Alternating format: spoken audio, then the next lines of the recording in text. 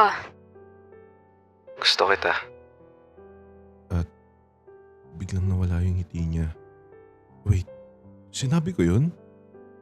Ano? Sorry kung nabigla kita. Gusto ko lang naman kasi sabihin yung naramdaman ko. Pero Chloe, hindi mo kailangan sabihin sa akin kung gusto mo din ako kasi alam ko namang wala. Gusto ko lang sabihin na nagustuhan na kita, Chloe. Wrong timing siguro ako. Dapat pala, hindi ko sinabi sa kanya yun. Hindi niya na kasi ulit tinuloy yung nakwento niya kanina tapos tumahimik pa siya. Bakit bigla ka na nahimik? Wala lang. Tuloy mo na yung kinakwento mo kanina. Nalimutan ko eh. Akit na kaya tayo sa room? Bakit? Dumadami na yung mga tao. Mahirapan tayo makaalis. Pag akit namin ng room, tahimik lang siya.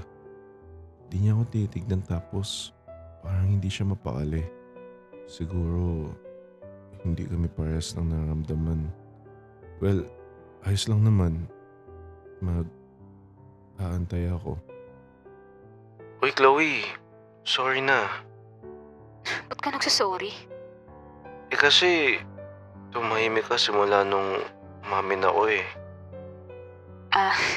Ano kasi Raf eh. Ayusin niyo na yung mga upuan niyo. Magkukwis tayo. Na-timingan na dumating yung prof namin. Kaya hindi na natuloy ni Chloe yung sasabihin niya. Bakit ngayon pa siya umamin? Parang ang hirap naman niyang i-reject dahil sa tulong na nabigay niya sa akin. Tsaka bukod dun, hindi pa ako ready. Ang sabi ko kay mama kapag nakapagtapos ako dun lang ako magbo-boyfriend. Sa ngayon wala pa yun sa isip ko. Pero sabi nga ni Raf, sinabi niya lang kung ano yung nararamdaman niya. Pero parang ang awkward since umamin na siya sa akin. Sa totoo lang, nahalata ko naman na talaga na gusto niya ako. Akala ko nung una joke-joke lang niya. Pero habang tumatagal, nahalata ko yun sa kilos niya. Nung mag-uwian, bigla akong inaya ni Raf kumain sa labas. Oh, huwag mo bigyan ng meaning. Nagutom lang ako.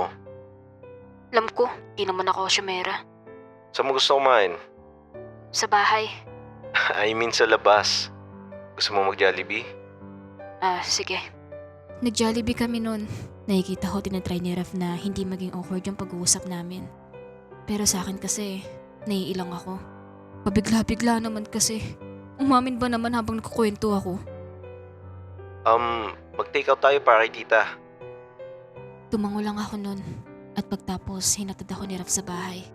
Thank you, bye. Pagka-uwi ko, chinat ko si Chloe na nakauwi na ako. Nag-reply naman agad siya. Akala ko nga hindi ako papansinin. Bigla ako napaisip. Gusto niya rin kaya ako? Kasi kung oo, hindi naman siya magiging ganyan eh. Baka nga nahihiya lang siya sa akin sabihin na hindi niya ako gusto dahil ako kasi nagbabayad ng tuition niya. Tapos sagot ko pa yung baon niya.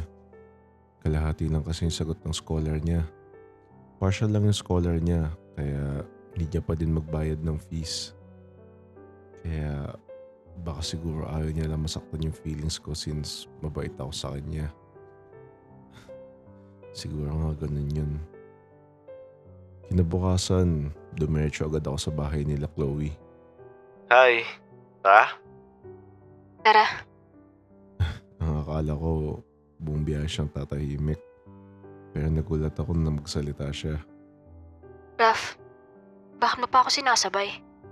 Bakit? Ayaw mo ba? Hindi naman sa ganun. Pero kasi, hindi ba hassle sa'yo na pupunta ka pa ng bahay para lang sunduin ako? Hindi naman. Never ka naging hassle sa akin. Kahit na, mahal rin kaya gas. Araw-araw naman ako nagpapatid sa school. Araw-araw din daw nagagamit tong sasakyan. So, wala namang bago kung isasabay kita. Bakit? Ayaw mo ba akong kasabay? Hindi naman. Nakakaya lang kasi sa'yo. Dami mo nang naitulong sa akin. Kahapon, di naman siya ganyan. Napag-usapan na namin yun eh. Kainis. Maling-mali talaga na umamin ako. Sana pala nagantay ako. Pagkarating namin, tahimik pa din siya. Hindi ako sanay. Minsan, isang tanong, isang sagot lang ginagawa niya. Ano ba yan? Masyado naman niya pinapahalata na ayaw niya sa akin. Maya-maya, lumapit sa amin ng bully sa amin nakaraan. Tignan mo to magjawang to. Wala bang trabaho ngayon? Naging tahimik kami ni Chloe. Uy, Chloe, balita ko nag-aaral ka sa public school. Paano kayo napunta dito ng jowa mo? Saan nyo kinukuha pang bayad niya sa school? Bro, tumigil ka na. Wala kang alam sa amin. Walang alam? Literal na wala kang alam. Yabang mo ah. Makapagsalita ka parang ang laki ng kinikita mo ah. Parang kaya mo ako higitan ah. Bakit? May pagmamalaki ka ba? Wala bro. Gusto ko lang tumigil ka na. Ako? Inuutusan mong tumigil? Alam mo bang dito ako may-ari nitong school? At kahit anong oras pwede ko kayong ipa-expel? Sige. Ipa-expel mo. Basta ipapatanggal ko din tatay mo sa kumpanya ni Dad. Kupal ka ba? Pinagsasabi mo. Tatay mo si Adonis Miranda, 47 years old at may 2 anak. Isa doon nakapagtapos na ng pag-aaral.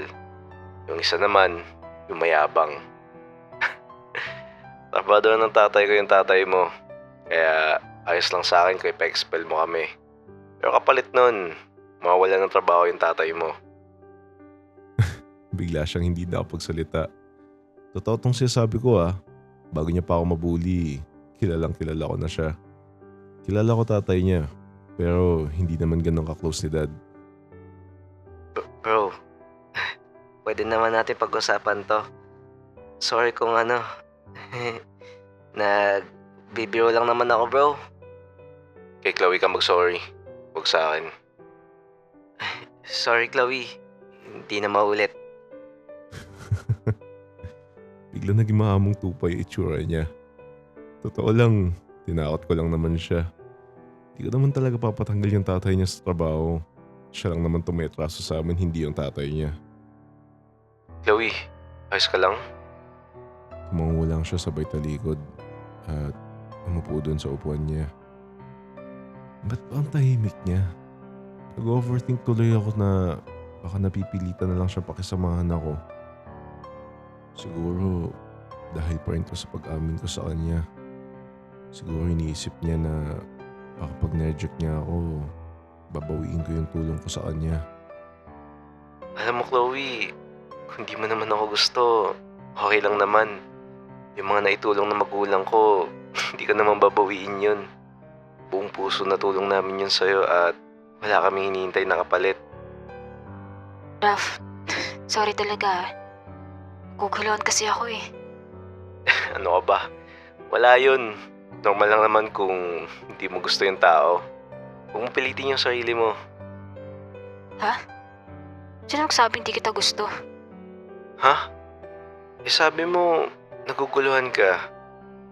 Iniisip ko kasi kaya ka siguro naguguluhan dahil may mga naitulong na sa'yo yung dad ko. Tapos, i-reject mo ako.